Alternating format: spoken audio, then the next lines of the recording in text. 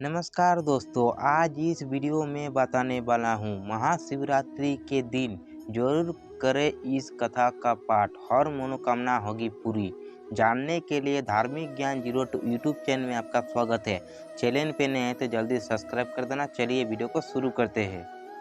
महाशिवरात्रि की कथा। महाशिवरात्रि का पावन पर्व कल है। हिंदू धर्म में महाशिवरात्रि का बहुत अधिक महत्व होता है। धार्मिक मान्यताओं के अनुसार इस दिन भगवान शंकर और माता पार्वती का विवाह हुआ था। महाशिवरात्रि का पावन पर्व आज है। हिंदू धर्म में महाशिवरात्रि का बहुत अधिक महत्व होता है। धार्मिक मान्यताओं के अनुसार इसी दिन भगवान शंकर और माता पार्वती का विवाह हुआ था।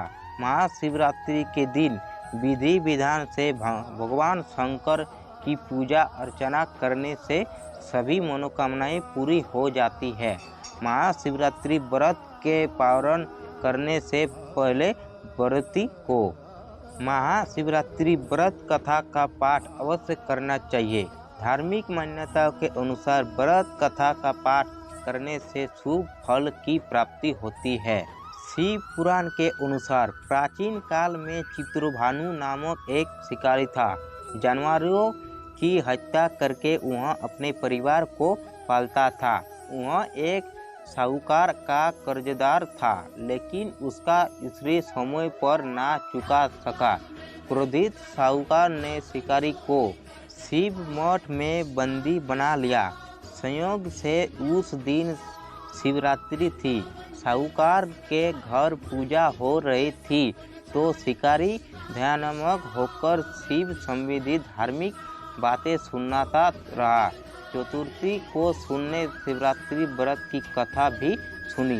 शाम होते ही साहूकार ने उसे अपने पास बुलाया और स्त्री ने चुकाने के विषय में बात की। शिकारी अगले दिन सारा स्त्री लौटा देने का वचन देकर बंधन से छूट गया।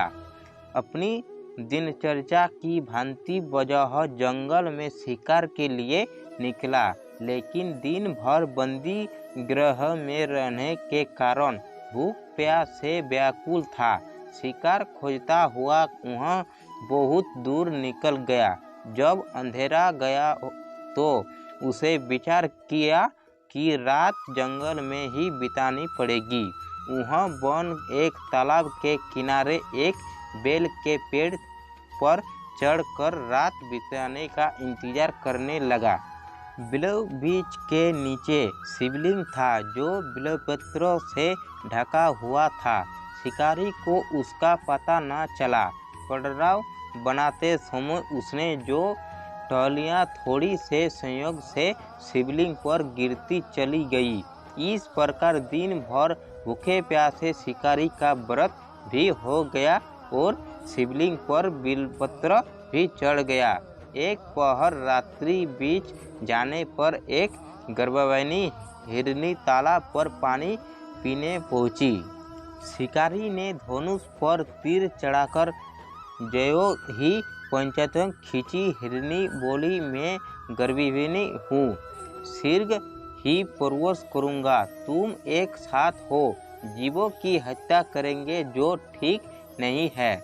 मैं बच्चे को जन्म देकर शीघ्र ही तुम्हारे समक्ष प्रस्तुत हो जाऊँगा, तो मार लेना। शिकारी ने प्रश्न चढ़ा ढीली की कर दी और हिरनी जंगल झाड़ियों में लिप्त हो गई। प्रत्यय चढ़ाने तथा ढीली करने से व्रत कुछ बिल्वपत्र अनायासन ही टूट कर शिवलिंग पर गिर गई।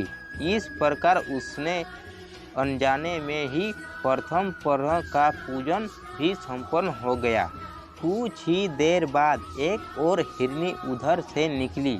शिकारी की प्रस्तुता का ठिकाना न रहा। समीप आने पर उसने धनुष पर बाण चढ़ाया।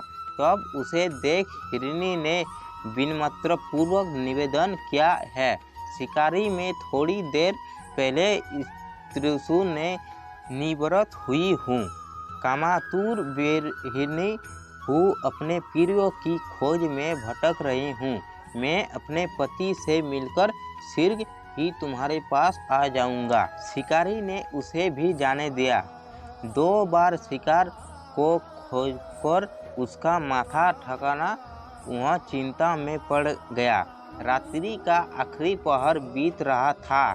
इस बार भी धनुष से लगकर कुछ बेलपत्र शिवलिंग पर जा गिरे तथा दूसरे पहर की पूजन भी संपन्न हो गई। तभी एक अन्य हिरनी अपने बच्चे के साथ उधर से निकली। शिकारी के लिए यह स्वमिंद अवसर था। उसने धनुष पर तीर चढ़ाने में देर नहीं लगाई और तीर छोड़ने ही वाला था कि हिरनी बोली, है शिकारी, मैं इन बच्चों को इनके पिता के हवाले करके लौट जाऊंगा। इस समय मुझे मत मारो। शिकारी हंसा और बोला, सामने आए शिकार को छोड़ दूं, मैं ऐसा मूर्ख नहीं। इससे पहले मैं 2 बार अपना शिकार को चुका हूँ। मैंने बच्चे भूख प्यास से प्रयोग हो रहे होंगे। उत्तर में हिरनी ने फिर कहा, जैसे तुम्हें अपने बच्चे की ममता सता रही है, ठीक वैसे ही मुझे भी ऐसे शिकारी मेरा विश्वास करो। मैं इन्हें इनके पिता के पास छोड़कर तुरंत लौटेंगे की प्रतिज्ञा करती हूँ। हिरनी का दिन स्वर सुनकर शिकार को उस पर दया आ गई। उसने उस मृग को भी जाने दिया।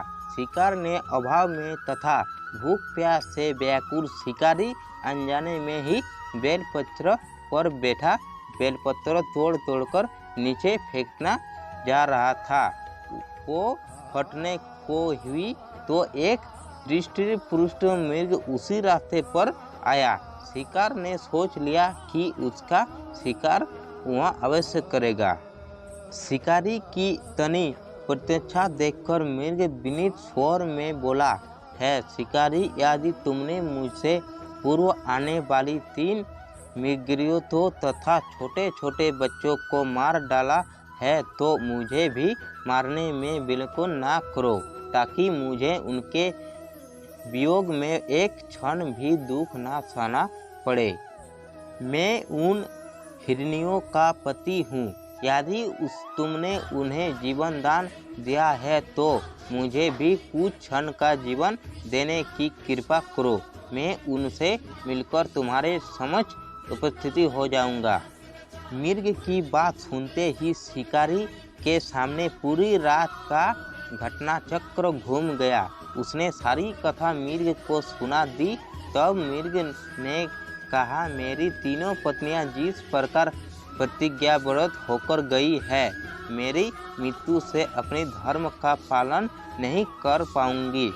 अतः जैसे तुमने उन्हें विश्वास पत्र मानकर छोड़ा है, वैसे ही मुझे भी जाने दो। मैं उन सबके साथ तुम्हारे सामने शीघ्र ही उपस्थित होता हूँ। शिकारी ने उसे भी जाने दिया। इस प्रकार प्रातः हुई आई उपवास, रात्रि जागरण तथा शिवलिंग पर बेलपत्र चढ़ाने से अनजाने में ही पर शिवलिंग की पूजा पूर्व हो गई। पर अनजाने में ही की हुई पूजन का परिणाम उसे तत्काल मिला। शिकारी का हिंसक हृदय निर्मल हो गया। उसमें भगवत शक्ति का वास हो गया। थोड़ी ही देर बाद वह मृग सपरिवार शिकारी के समक्ष उपस्थित हो गया ताकि वह उनका शिकार कर सके। किंतु जंगली पशुओं की ऐसी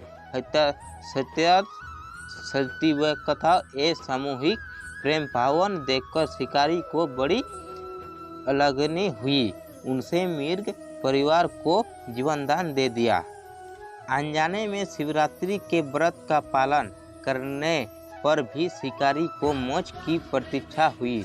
जब मृत्यु काल में यमदूत उसने जीव को ले जाने आए तो शिवगणों ने उन्हें वापस भेज दिया तथा शिकार को शिवलोक ले गए। शिव जी की कृपा से ही अपने इन जन्म में राजा चित्रभानु अपने पिछले जन्म को याद रख पाए तथा महाशिवरात्रि के महत्वपूर्ण को जानकर उसका अगले जन्म में भी पालन कर पाया। तो दोस्तों आज का वीडियो पसंद आया तो लाइक करके चैनल को जरूर सब्सक्राइब कर देना ताकि इसी तरह का नए वीडियो मिलते रहेगा। तो चलिए दोस्तों मिलते हैं अगले वीडियो की तरफ, तब तक अपना ध्यान रखना।